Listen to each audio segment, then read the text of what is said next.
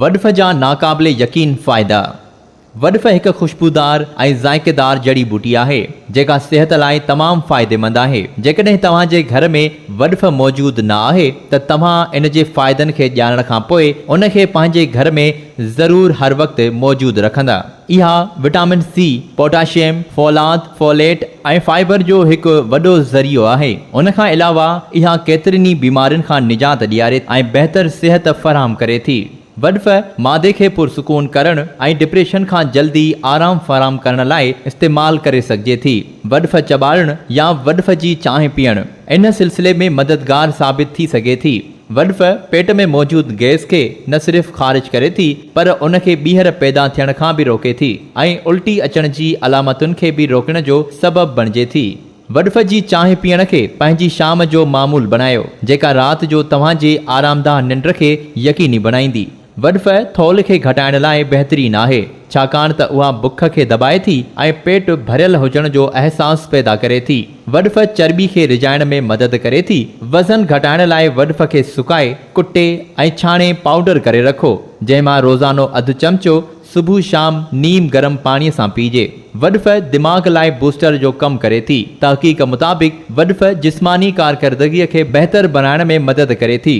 वडफ़ में पोटाशियम जो वॾो मिक़दार पिणु शामिल आहे जेको सॼे जिस्म में बरक़ी ट्रांसमिशन खे बहितर बणाए थो। सिहतमंद दिमाग़ लाइ पिणु वडफ़ जो इस्तेमालु ज़रूरी आहे जेका दिमाग़ खे ऑक्सीजन जी फ़राहमी खे वधाए थी। वडफ़ पोटाशियम जो हिकु सुठो ज़रियो आहे जेका कुदरती तौर ते तेज़ाबियत खे मुनज़िम करण में मदद करे थी, रत जी शरियानुनि खे फैलाए थी ऐं ब्लड प्रेशर खे मुस्तहकम करे थी।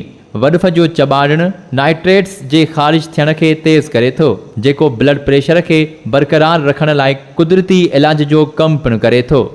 वडफ़ विटामिन सी जो हिकु सुठो ज़रियो आहे। उन में मौजूदु ग़िज़ाई जुज़नि जो इस्तेमालु रत में शुगर जी सतह खे घटाए थो। वडफ़ टाइप 2 शुगर वारनि माण्हुनि में कोलेस्ट्रोल जी सतह खे घटाए थी, जेरे में कैंसर जे पैदा थियण खे रोके थी ऐं जिगर में कुझु एंटी ऑक्साइड सेल्स जी सरगर्मी खे वधाए थी। वडफ़ पेशाब जे रस्ते जे इन्फेक्शन खे पिणु ख़तमु करण में मदद करे थी।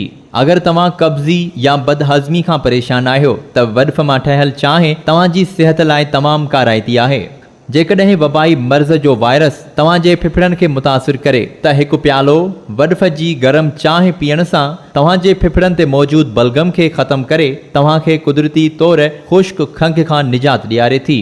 उन जो सबबु इहो आहे त वडफ़ में हल्की तेज़ाबियत वारियूं ख़ासियतूं मौजूदु आहिनि जेकी साह जी नालियुनि खे साफ़ कनि थियूं ऐं तव्हांखे गले जे सूर ऐं खंघि खां निजात ॾियारीनि थियूं। वडफ़ जी चांहि ठाहिण लाइ हिकु चमचो वडफ़ खे पाणीअ में 3 खां 5 मिंट ताईं उॿारियो जेसि ताईं पाणी अधु थी वञे ऐं पोइ उन खे इस्तेमालु करियो। वडफ़ विटामिन ए जो हिकु वॾो ज़रियो हुजण जे करे सिहतमंद अखियुनि जे लाइ पिणु फ़ाइदेमंद आहे। वडफ़ में मिलंदड़ एंथोल मुरकिब मोतीअ जे मर्ज़ खां पिणु बचाए थो। उन खां अलावा इहो अखियुनि जे पाणी ऐं उन जी सोज़िश जे इलाज में पिणु मदद करे थो। वडफ़ जो अरक़ चमड़ी लाइ पिणु वॾो फ़ाइदेमंद आहे। यूरिक एसिड जा मरीज़ अगरि वडफ़ खे धोई गिलास पाणीअ में 1 या 1.5 चमचो वडफ़ विझी सॼी राति रखी छॾनि ऐं सुबुह जो उॿारे छाणे पीअनि त खेनि तमामु घणो फ़ाइदो थींदो।